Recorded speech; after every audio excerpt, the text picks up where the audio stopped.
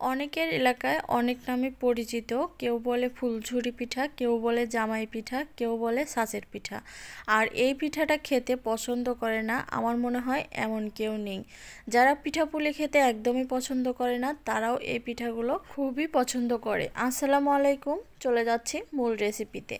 প্রথমেই এখানে আমি 3 থেকে 4 ঘন্টার জন্য সিদ্ধ চাল, আমরা রেগুলার যে ভাতের চাল খাই, সেটা ভিজিয়ে রেখেছিলাম ভালো করে ধুয়ে পরিষ্কার করে।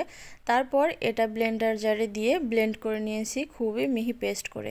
দেখে নিশ্চয় বুঝতে পারছেন কতটা মিহি পেস্ট হয়েছে। এখন দিয়ে দিচ্ছি পরিমাণ মতো চিনি।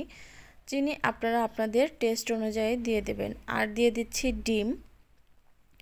ডিমটাও আপনারা এর কোনো পরিমাণ নেই, কম বা বেশি করে দিতে পারেন। কেউ চাইলে 2টোও দিতে পারেন, কেউ চাইলে 3টেও দিতে পারেন।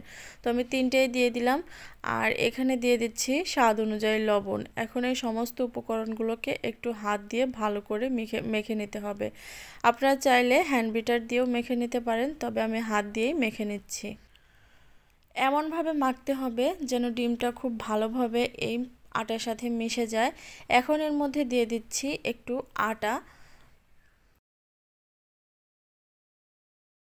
এই পিঠাটা অনেক রকমভাবে বানানো যায়। আতপ চালের গুঁড়ি দিয়ে বানানো যায়, আটা দিয়ে বানানো যায়, সিদ্ধ চালের গুঁড়ি দিয়ে বানানো যায়। যে যেভাবে বানাতে পারেন সেভাবেই বানাতে পারেন। তো হাত দিয়ে খুব ভালোভাবে দেখতেই পারছেন আমি ফেটিয়ে নিচ্ছি। আর এর কনসিস্টেন্সিটা কেমন হবে সেটা দেখে নিশ্চয়ই বুঝতে পারছেন, অনেকটা চিতই পিঠার ব্যাটারের মতো। তো এখন দিয়ে দিচ্ছি পর্যাপ্ত পরিমাণে তেল। আর তেলটা খুব ভালো করে গরম করে নিতে হবে।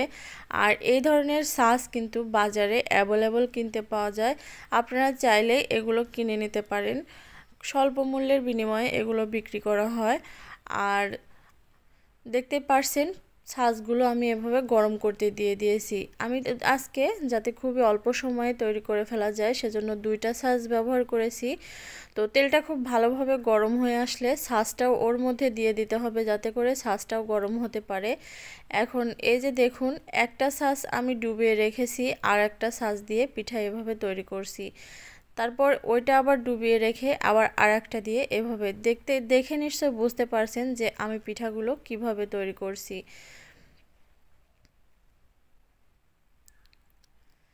তো ছাঁচটা তেলে মূলত গরম করে নিতে হবে। তারপর এই যে শিরায় ডুবিয়ে আবারও তেলে ডুবিয়ে দিতে হবে। আর তেলে দেওয়ার সাথে সাথে 5 থেকে 10 সেকেন্ডের মধ্যেই কিন্তু এটা খুব ভালোভাবে ছেড়ে আসে। তো এভাবে সমস্ত পিঠাগুলো আমি তৈরি করে নিচ্ছি। আর দেখতেই পারছেন খুবই কম সময়েই কিন্তু এই পিঠাগুলো তৈরি করে ফেলা যায়।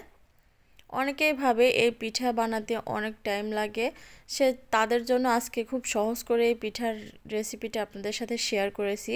চাইলে এরকম 2-3টে ছাঁচ নিয়ে আপনারা এইভাবে বড় একটা ফ্রাই প্যান নিয়ে বানাতে পারেন।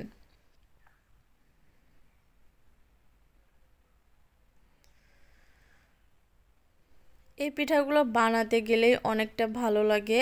আর এই পিঠাটা যখন বানানো হয়ে যাবে তখন একটু ঠান্ডা করে এয়ারটাইট বক্সে রেখে আপনারা 15 থেকে 1 মাস পর্যন্ত সংরক্ষণ করে রেখে খেতে পারবেন।